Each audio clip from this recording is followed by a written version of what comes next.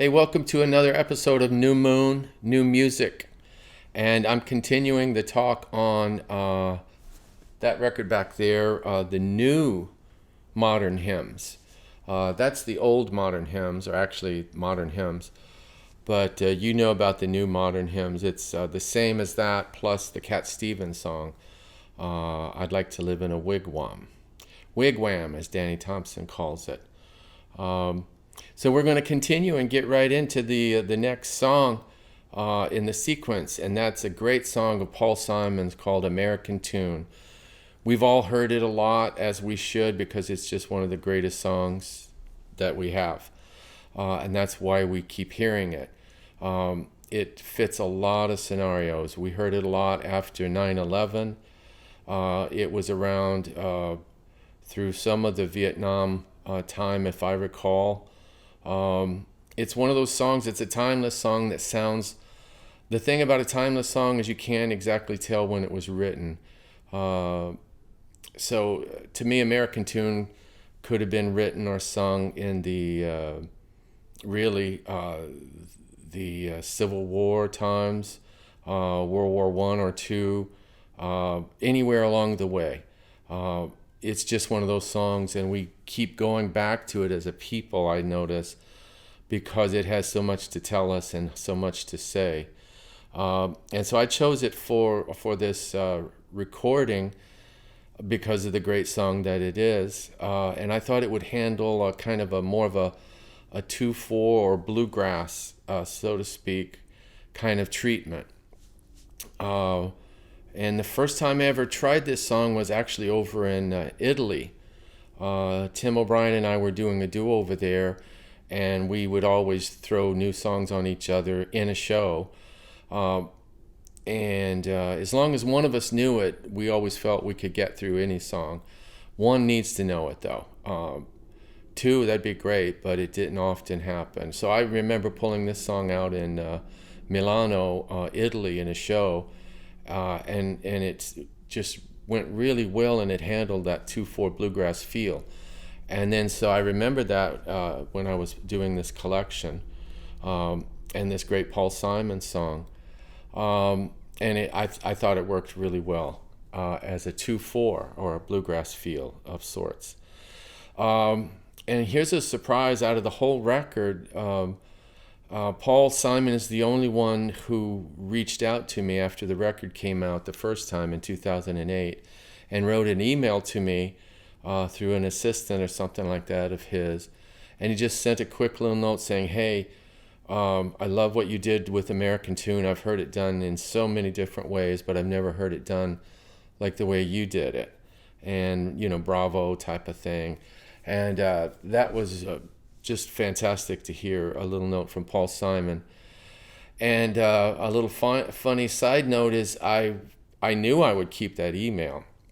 And my plan was to print it out and put it in a picture frame and put it in my studio or something like that, because it's not, too often I get, a note from one of my heroes, like Paul Simon.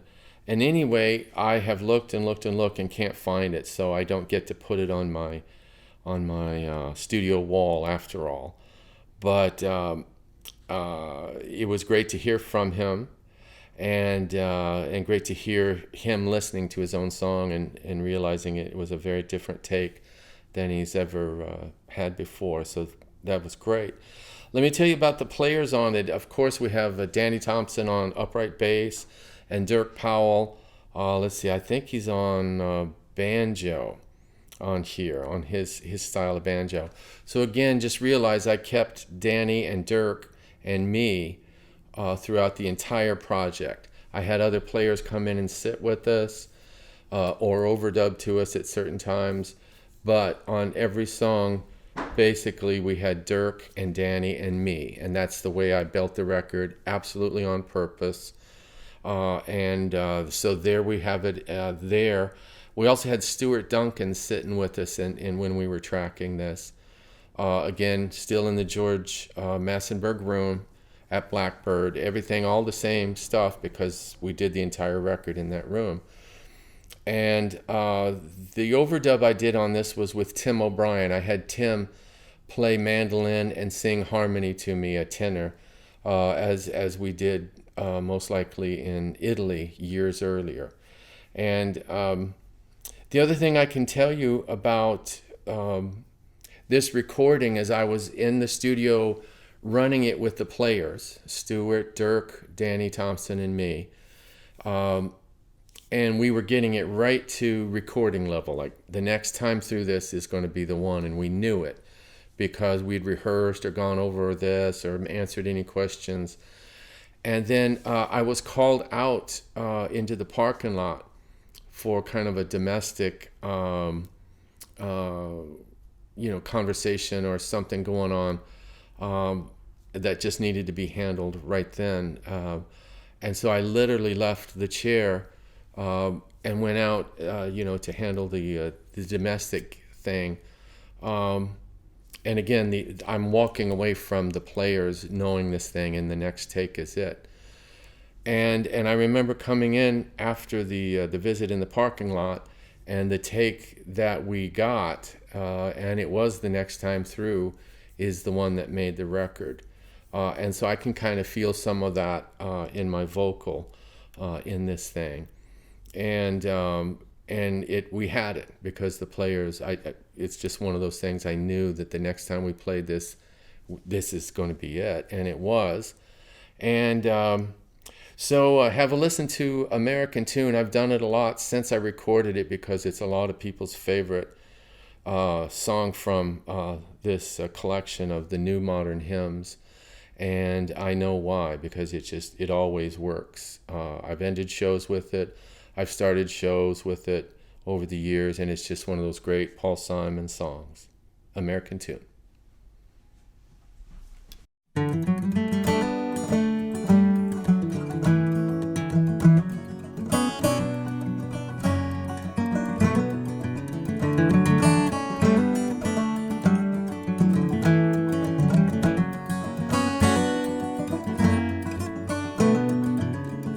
Many's the time I've been mistaken, and many a time confused.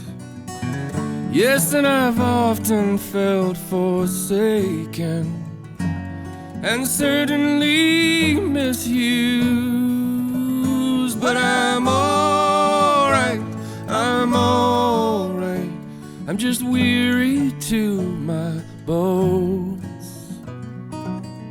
Still you don't expect to be bright and bon vivant, so far away from home, so far away from home.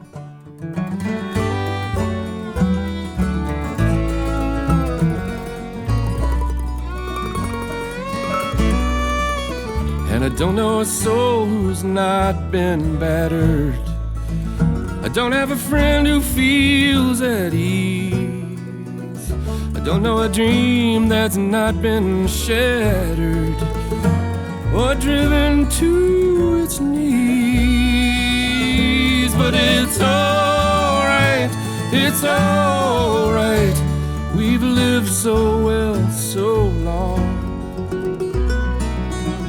Still, when I think of the road we're traveling on, I wonder what's gone wrong. I can't help it, I wonder what's gone wrong. And I dreamed I was dying. I dreamed that my soul rose unexpectedly, and looking back down at me, smiled reassuringly. And I dreamed I was flying, and high up above my eyes could clearly see the Statue of Liberty sailing away to sea. And I dreamed I was flying. We come on a ship they call the Mayflower. Come on a ship that sails the moon. We come in the age's most uncertain hour and sing an American tune. But it's alright, it's alright, we can't be forever blessed. Still tomorrow's gonna be another working day, and I'm trying to get some rest. That's all I'm trying, to get some rest.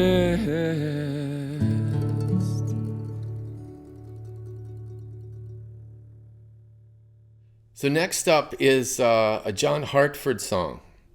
And boy, of course I could do an entire episode on Hartford, or say 3 episodes.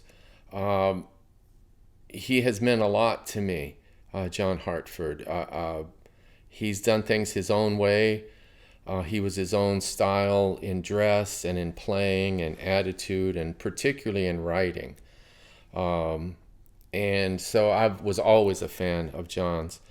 Even back in when he was in Glenn Campbell's band on the television show, the Good Time Hour, I guess it was what it was called, Glenn Campbell Good Time Hour.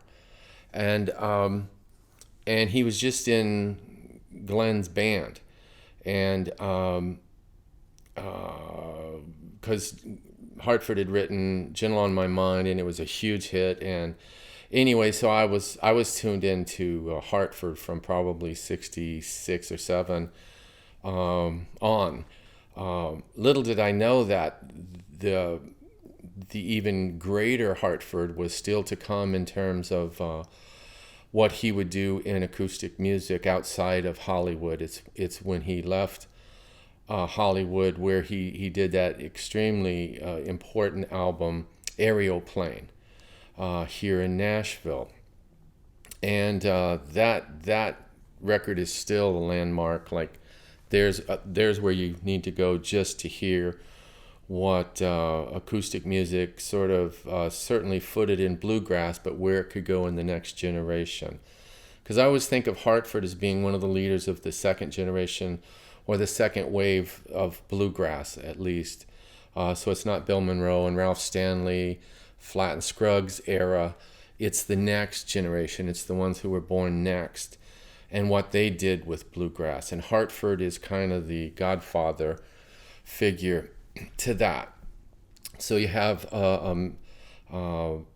Aeroplane, followed by what was it, Morning Bugle, I think it was called, and then he just kept it up. Very important artist to me. And I could say so much about John. I was around him 2 or 3 times, and I couldn't say boo to him. He was just so larger than life to me. I could never think of anything to say, so I didn't. And I was always just the quietest guy in the van or the room or the wherever that I happened to be around Hartford. Let's see, what else I'll tell you. I could say so much, but I need to keep this on the brief side. I asked his son, Jamie Hartford, to come and play on this recording. So there again, we got Danny Thompson on bass, Dirk Powell actually on guitar on this track, and I was on banjo, because it was a Hartford tune. It's like, I'm going to play banjo. Because I tried to play it very loosey-goosey, not so strict, because I couldn't play strict banjo anyway. But I can play sort of hippie banjo, so to speak. And Hartford, to me, certainly knew the banjo 101 and how to do it right. But he also had a very creative spirit in which to take the banjo, but play it in his own, crazy good, wonderful way. And so I wanted the role of banjo on this song. So I played banjo. Had John Cohen in there singing tenor. And I had Jamie Hartford playing mandolin and singing baritone on this song. And one of the treats that Jamie did, because he knew he was coming in to do one of his dad's songs, and I was leading the session and all that stuff. I gave him the information.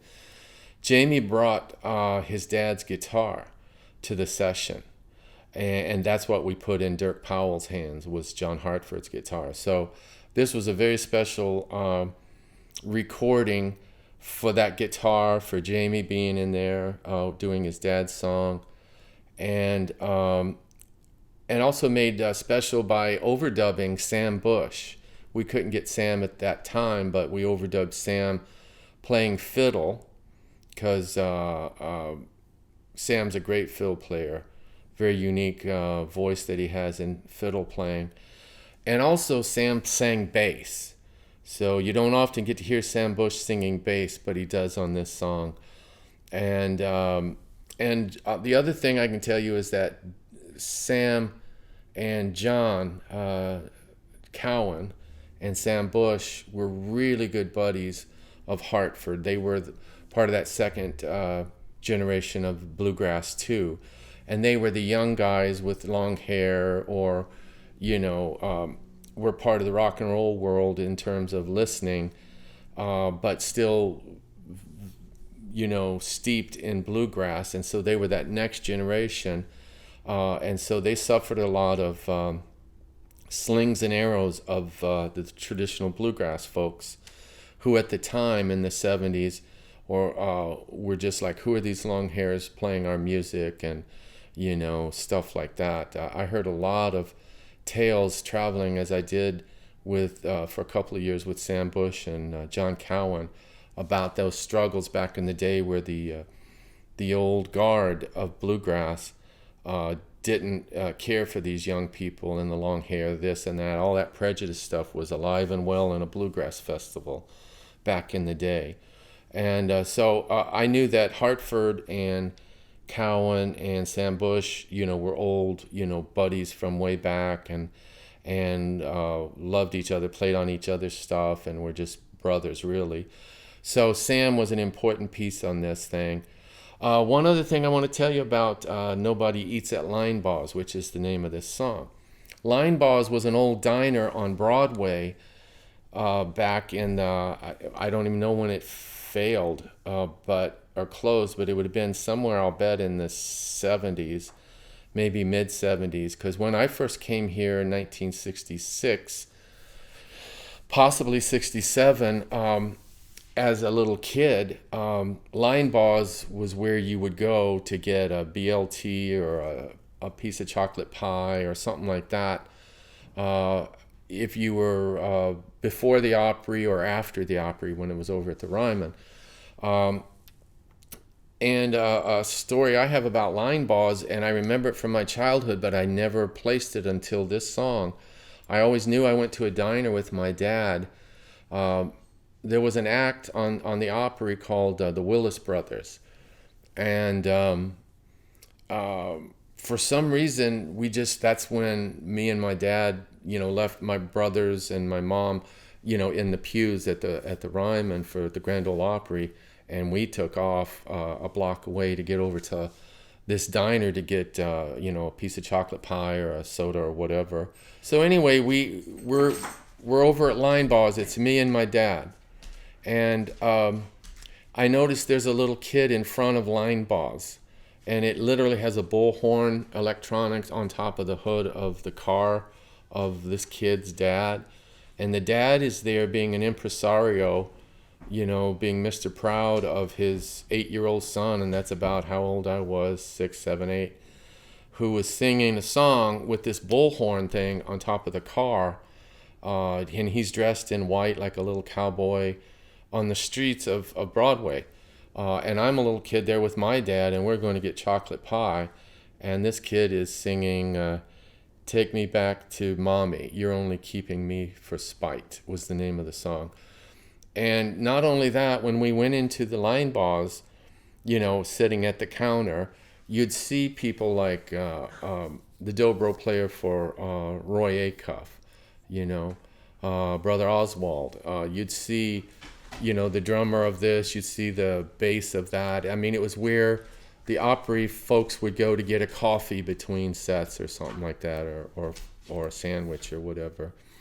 So anyway, we're sitting in there at Linebaugh's, and the father comes into the jukebox and puts in some quarters and plays "Take Me Back to Mama, You're Only Keeping Me for Spite," because he had it on the jukebox at Linebaugh too. So he was trying to hit the folks on break from the Opry to try to say, "Oh, who's this kid? We got to sign him and make him a star." And I just remember feeling like, whoa. I pitied the kid who had to sit out there and do all that stuff while I'm, a tourist in Nashville and having a piece of pie with my dad. Anyway, I never forgot that kid. And I didn't admire what he was doing. I thought he shouldn't have been doing that or had to. And so I could see it was one of those things that Daddy was making him doing that. Anyway, that was Linebaugh's, and I didn't know it until decades later when I heard this song by Hartford. It was like, that must be the diner that we went to where the kid was out front. So anyway, Linebaugh's was an immediate favorite of mine because of that, the old diner thing experience that I had there. And then so Linebaugh's shut down. It was kind of went with the Ryman. When the Ryman quit being the Opry, and they took the Opry out to the amusement park out in the suburbs. And then Hartford talks about all of that in this song, how the Opry was closing and going to the suburbs.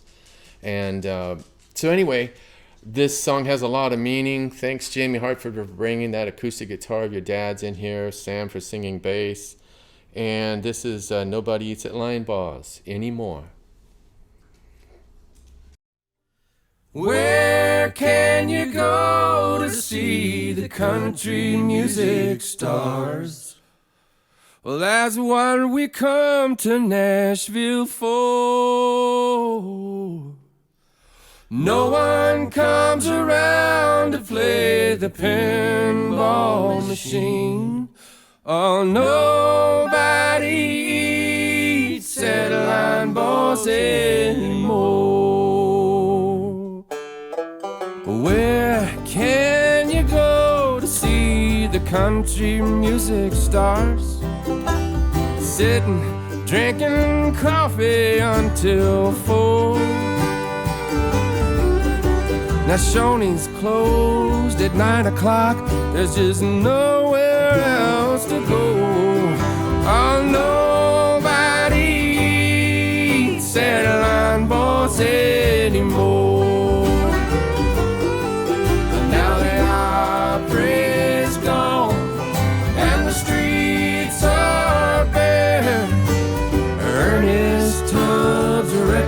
Shop is dark, and the drunks are gone from the Merchant's Hotel. Everybody's gone to the park.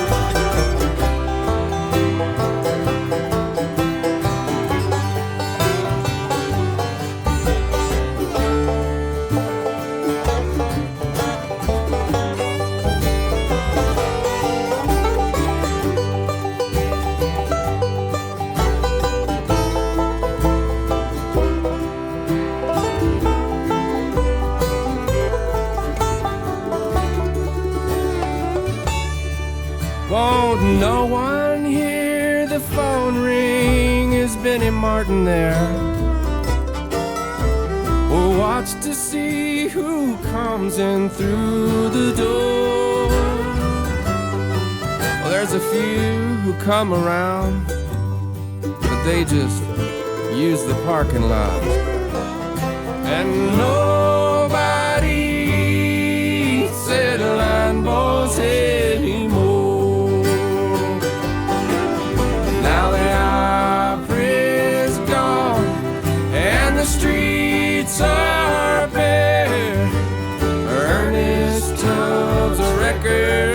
shop is dark, and the drunks are gone from the Merchant's Hotel. Everybody's gone to the park. Somewhere in the suburbs, the Opry plays tonight. To the few who come around just to take the rides. The park shuts up at midnight. I guess there's just nowhere else to go. Oh, nobody said Linebaugh anymore. So where can you go to see the country music stars? Well, that's what we come to Nashville for. No one comes around to play the pinball machines. Nobody eats at Linebaugh anymore.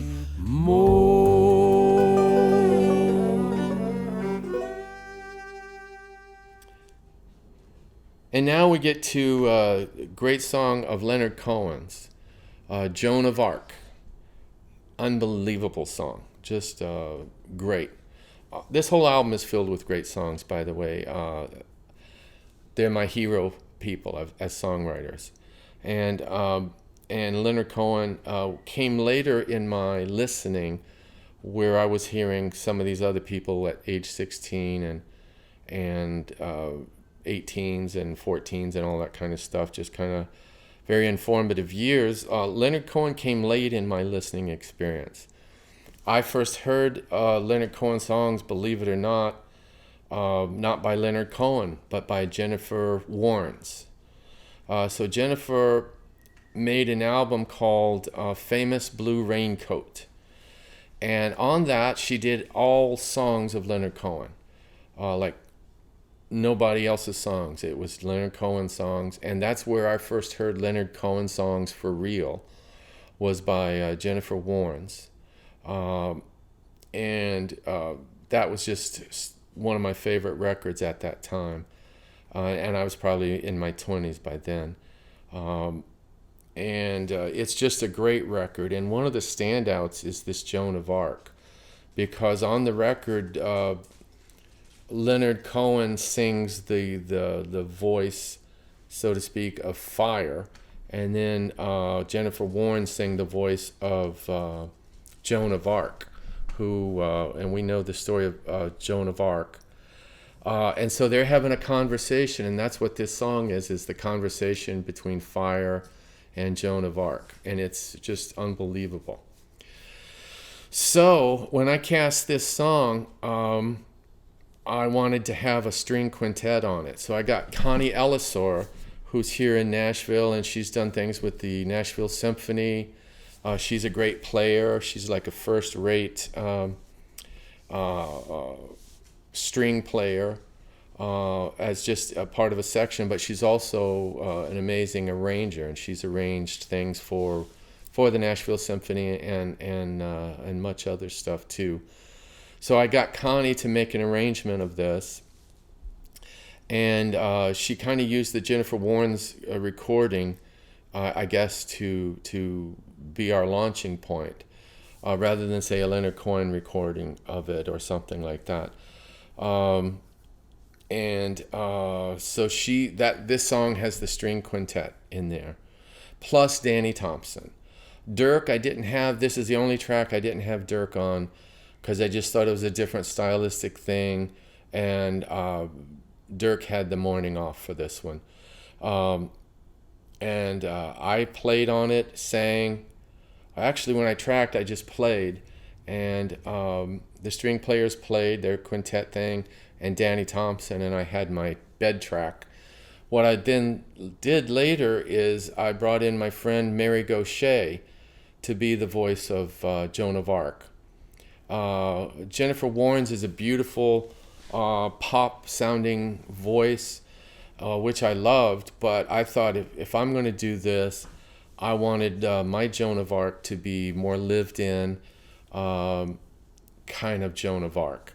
And I thought Mary Gaucher would be perfect at that. And Mary loves Leonard Cohen's writing. We've talked a lot, me and Mary, about how great Leonard Cohen is, and she jumped all over the idea of us doing this. So actually, right here in this same room, I set up Mary to sing her lead vocal, and I was just 10 feet from her doing my lead vocal as Fire, as we did this thing, so that we would just kind of feed off each other. And we both sang this vocal that you're about to hear at the same time as an overdub from the string quintet and Danny Thompson and myself. I played guitar on this thing.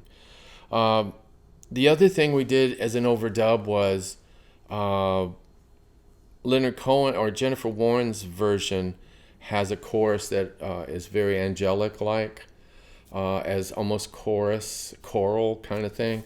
And so I thought, one of the most angelic voices I know is Alison Krauss. So we got Alison to come and be the voice of the angels on the choruses and stuff. And of course, she just knocked it out. So that's what we got on this. We got string quintet, and that was recorded there in that same room, the George Massenburg room. We have Mary Gaucher and me being Joan of Arc and Fire, recorded here in my house here in Nashville. And then we have the angel voices of Alison Krauss. We did that over at Gary Pachosa's home studio. Gary was working a lot with Alison at the time, being her certainly her engineer, maybe sometimes producer too. And so that's what we have here as our recording of Joan of Arc. Have a listen to this.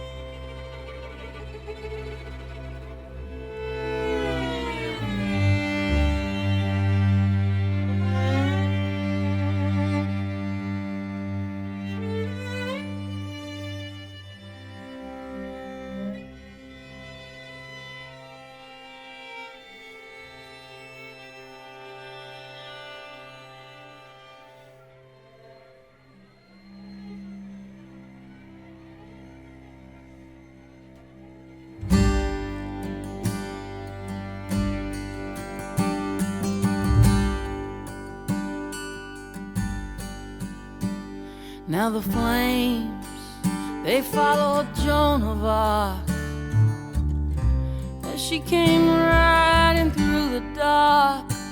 No moon to keep her armor bright, no man to get her through this dark and smoky night. She said, I'm tired from the wall. I want the kind of work I had before, a wedding dress or something white to wear upon my swollen appetite.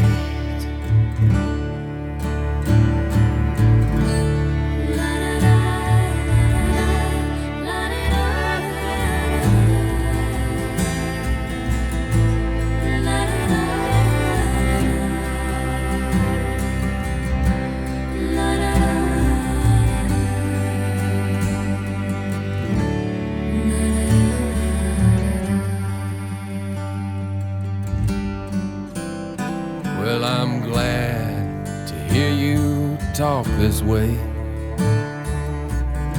I've watched your writing every day, and there's something in me that yearns to win. Such a sweet, such a cold, such a lonesome heroin. And who are you? She sternly spoke to the one beneath the smoke. Why, I'm fire, he replied, and I love your solitude. I love your sense of pride.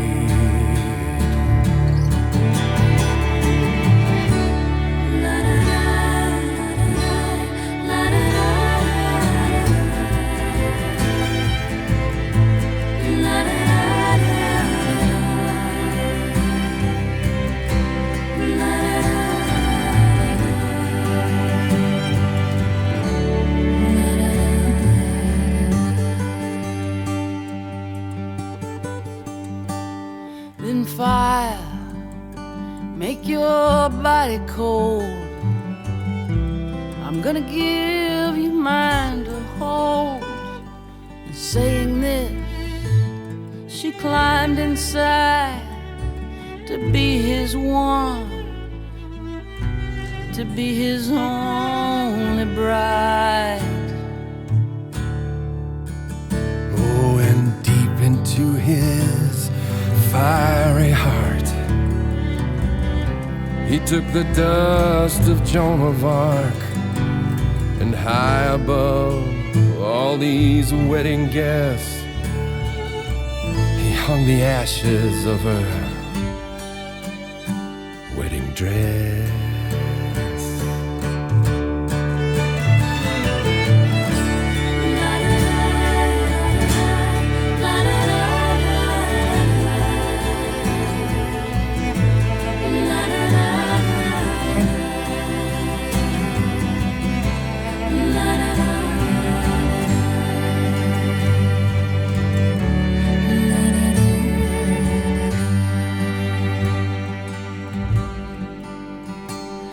It was deep into his fiery heart.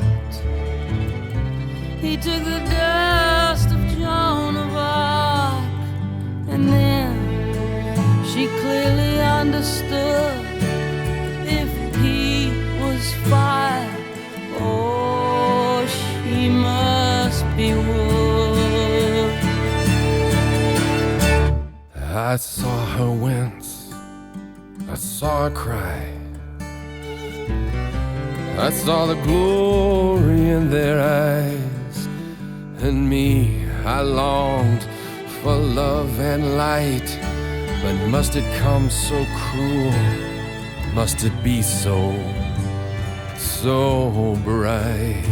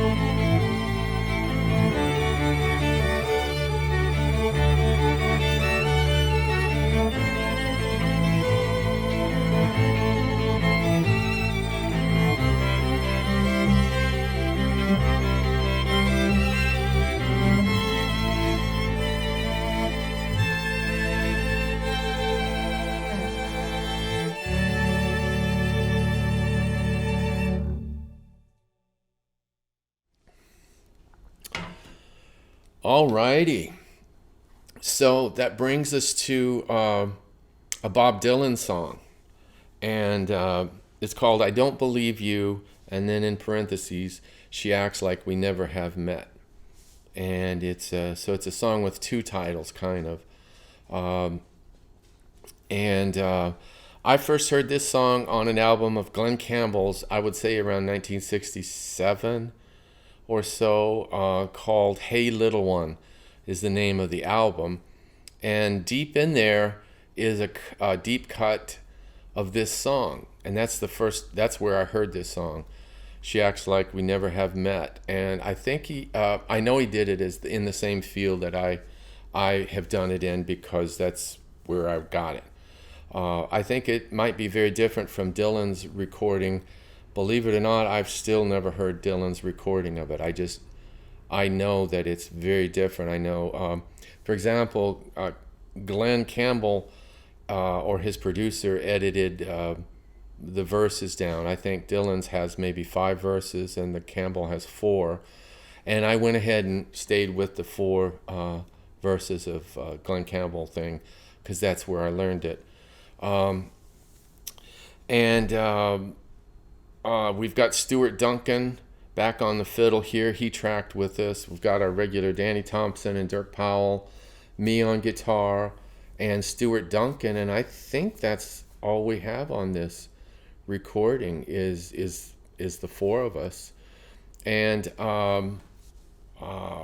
this song always stuck with me, from 1967. I remember it as a little kid, just how great a song it was, and it's a great song about being in a relationship, and then the other one doesn't kind of want to be around you anymore, type of thing. And one of the great lines is and throughout the whole song, the narrator's wondering, like, why isn't she talking to me anymore? Why isn't she responding, this, that, and the other? And there's a lot of great verses to support that. But in the end, the finality becomes, and if anybody should ask me, is it easy to forget? I'll say it's easily done. You just pick anyone and pretend that you never have met. And that idea is really where this whole song heads to as the last verse. And have a listen to this Bob Dylan song. I Don't Believe You. She acts like we never have met.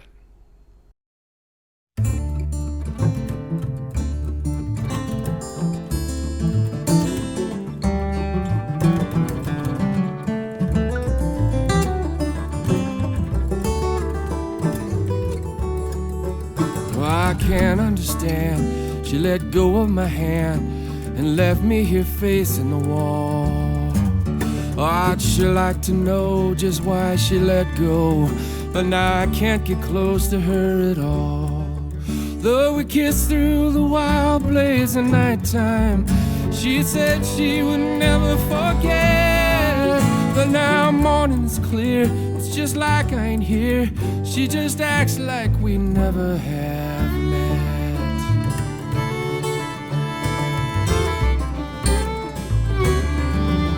Well, if I didn't have to guess, well, I'd gladly confess to just about anything that I might have tried. Maybe I was with her too long, maybe I've done something wrong. I wish she'd tell me what it is I'll run and hide. From darkness, dreams are deserted. Am I still dreaming yet? Well, I wish she'd unlock her voice once and talk, instead of acting like we never have met.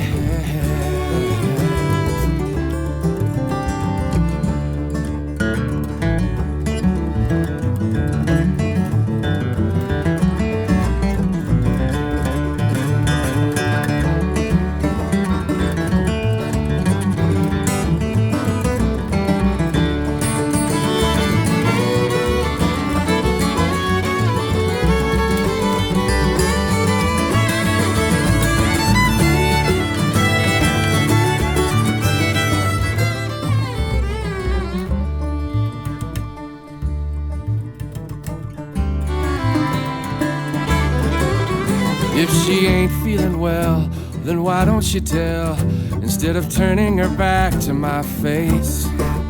Without any doubt, now she seems too far out for me to return to her chase. The night ran swirling and twirling. Oh, I remember her whispering yes, but evidently she don't, evidently she won't. She just acts like we never have met.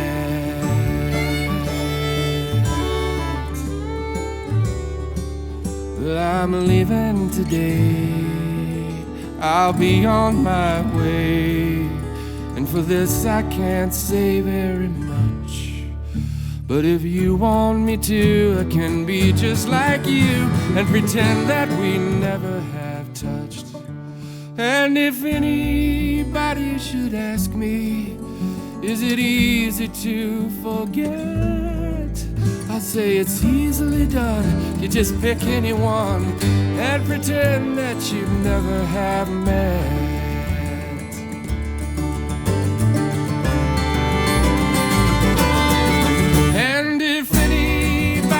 Should ask me, is it easy to forget? I'll say it's easily done.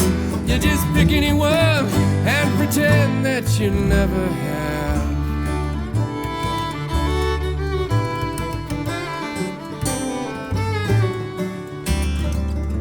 Who are you anyway?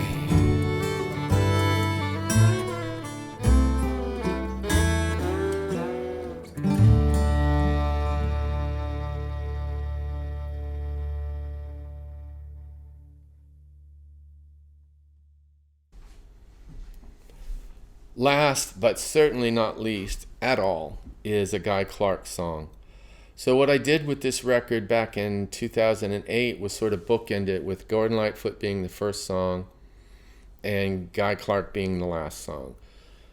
Because in a way, Lightfoot was my first really walk toward the singer-songwriter world of my own. I had the singer-songwriter of my dad's, being raised in his house, and that was Johnny Cash, Merle Haggard, Hank Williams. It's funny, most people wouldn't consider them singer-songwriters, but they are and were. But it's funny that singer-songwriter seemed like it went more with James Taylor, Leonard Cohen, Joni Mitchell, Jackson Browne, all that kind of stuff, as opposed to Hank Williams. Well, from my point of view, Hank was a singer-songwriter. He wrote songs and he sang them. Same with Haggard and same with Cash.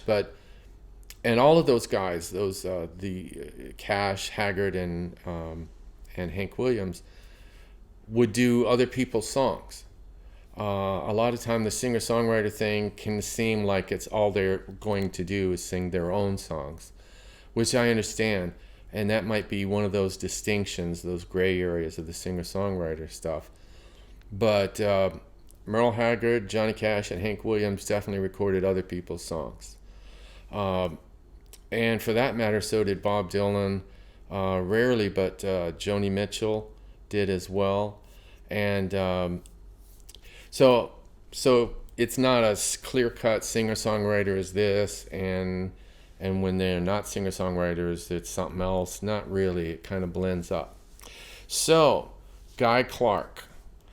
Gordon Lightfoot was my first kind of step into the singer-songwriter, and Guy Clark was, I wouldn't say my final, but kind of, in a way, my last stop before kind of being fully in my own singer-songwriter land. And that's why Guy's song is at the end and Lightfoot's is at the beginning. Not to mention that the Cat Stevens song on our new Modern Hymns is the first song. That's another story that I probably told here. Let me tell you about this song, That Old Time Feeling of Guy Clark's. That's the one I recorded, and this is the first song that he kept. So Guy had been writing for a while but didn't like the results, and so he would throw them away or hide them or whatever. This song, That Old Time Feeling, was the first song he kept in his writing experience. I know there's a song that he wrote ahead of that, something like "Come Into This Room" or "Come Into This House" or something like that. Lyle Lovell had recorded it, but Guy hadn't recorded it. And even throughout Guy's life, I think Guy never thought that other song, "Come Into This House" or whatever it's called, was up to the level that he wanted. And so he still never considered that a keeper, so to speak. That's what I think Guy thought of that song. However, that old time feeling, he knew he had it. If you kind of consider that his best friend throughout his life, certainly through his 30s and beyond, was Townes Van Zandt. So if you consider that Townes Van Zandt is writing some of the best songs that we have in this language, and that's his best friend, Guy's best friend, if Guy is throwing away maybe perfectly good songs, but if his best friend and his major listener to have to play a new song to is Townes, it better be pretty good, right? So I think that's where Guy was coming from when he would throw away songs that he didn't think was good enough. Well, this song he thought was good enough. As he calls it, it was the first song that he kept, called "That Old Time Feeling." And it is a monster of a song. And I thought it was a perfect ending to this song. So who do I have on here? I have our usual Dirk Powell, of course. He's on, I think he might be on accordion on here. Danny Thompson on upright bass. Stuart Duncan was in the room with us at the time. I was on piano. They had rolled in a spinet piano from another part of another studio, because Blackbird has at least 5, 6, maybe more studios, so you can grab something from one studio and roll it into the one you're working in. They had rolled in a spinet piano for me. And then we had the Fisk Jubilee Singers in the room with us too. And there we are all in the room doing That Old Time Feeling at once. So my lead vocal's going on, Stuart's fiddle solo is going on, all the background, all the shaping, all the building, the Fisk Jubilee Singers, we're all in that room together doing this thing. And the result is what you're going to hear here. The only thing I added to this was I got this song home after tracking it, and it was very complete, but I thought, this song needs to have one of Guy Clark's instruments that he'd made. So Guy Clark got into making guitars down in his basement, and he particularly loved to make flamenco guitars. Although he made some steel strings here or there, he probably only made 14 guitars in total, something like that. So I thought this song needed to have a Guy Clark guitar. And so I called Guy and I said, because I had worked on 4 of Guy's albums. I was in his recording band, starting with Dublin Blues. We did Keepers, the live thing, Cold Dog Soup, and The Dark. And the last 2 he called us co-producers on. But I think he was just throwing us a bone. We didn't co-produce anything. He was just giving us a little bit of royalties, I guess, a little bit of money outside of the session money. Anyway, that's my history with Guy. I was on 4 of his great albums at that time. So I could call Guy and say, "Hey Guy, can I borrow one of your guitars to play on your song that I recorded?" "Yeah, Daryl, you can borrow a guitar, but I want to be there when you do it." "Oh, okay, no problem." So Guy came over here, actually right here in this house, and brought the guitar that he had made, old number 6. It was the 6th one he'd made. And so I played the guitar part on it. It's very subtle. You hear in the recording, you almost don't know it's there, and that's not an accident. It wasn't to be a feature. It was just to be in there. And so I did the song, and he was here as I did the overdub. And when the session was over, he said, Daryl, you keep this guitar for a while, and you just hang on to it. Oh, okay. So I hung on to it for several years, probably 3 to 5 years, something like that. And one November 6th, which is his birthday, I gave him a call and said, Guy, it's time to get your guitar back. And he was in a jolly mood or something, or maybe he'd planned to do it all along, but he said, Daryl, you keep that guitar. That's yours now. And so, and that all happened over the phone. And I was going to bring that guitar back to him to his house on his birthday. And instead I have it. Old number 6, I call it, because it's the 6th one. And another curious thing Guy did with his instruments that he made, he would prick his thumb and get some blood on it, like a full thumbprint of blood, really.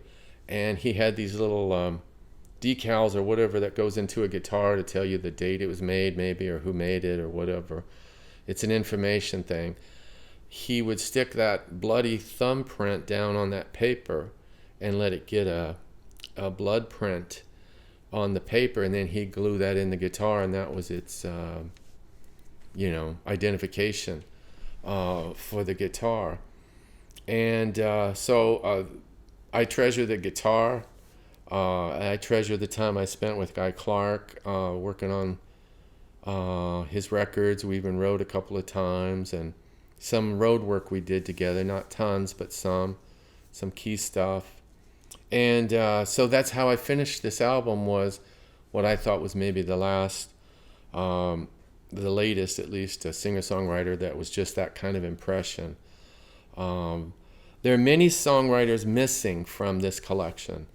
Jackson Browne, James Taylor, Joan Baez. I had a Joan Baez song on in the wings, and we just didn't get to it. On and on. There were other writers that I could have put in here. Billy Joe Shaver songs, certainly Townes, right? But I kept it to what I did. And this song, that Old Time Feeling, becomes the last song of the record. And have a listen to that. Listen to those Fisk Jubilee Singers and Stuart Duncan's fiddle solo. And that old time feeling goes sneaking down the hall like an old gray cat in winter, keeping close to the wall. And that old time feeling comes stumbling up the street like an old salesman kicking the papers from his feet.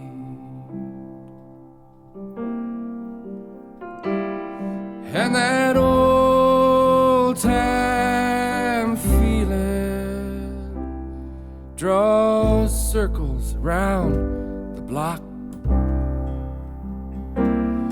like old women with no children holding hands with the clock. And that old time feeling,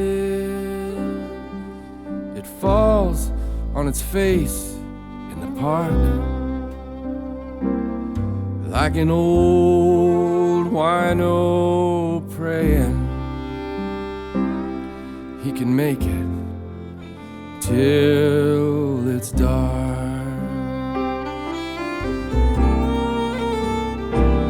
And that old time feeling comes and goes in the rain like an old man with with his checkers, dying to find a game, and that old time feeling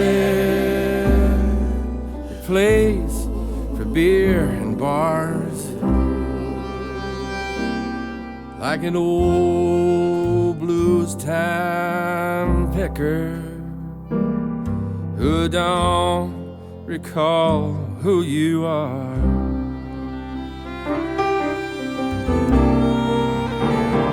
And that old time feeling, it limps to the night with a crutch,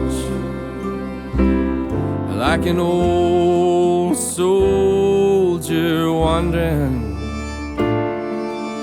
if he's paid too much. And that old time feeling, it rocks, spits and cries like an old lover remembering the girl with the clear blue eyes.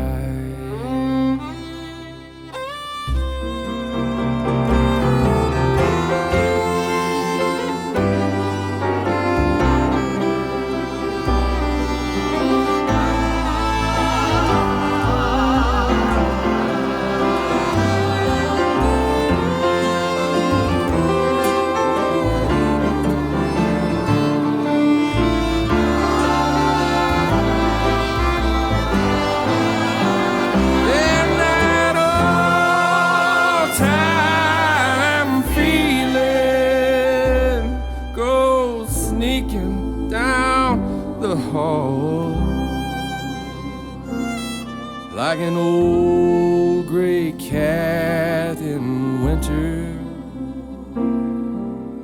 keeping close to the wall.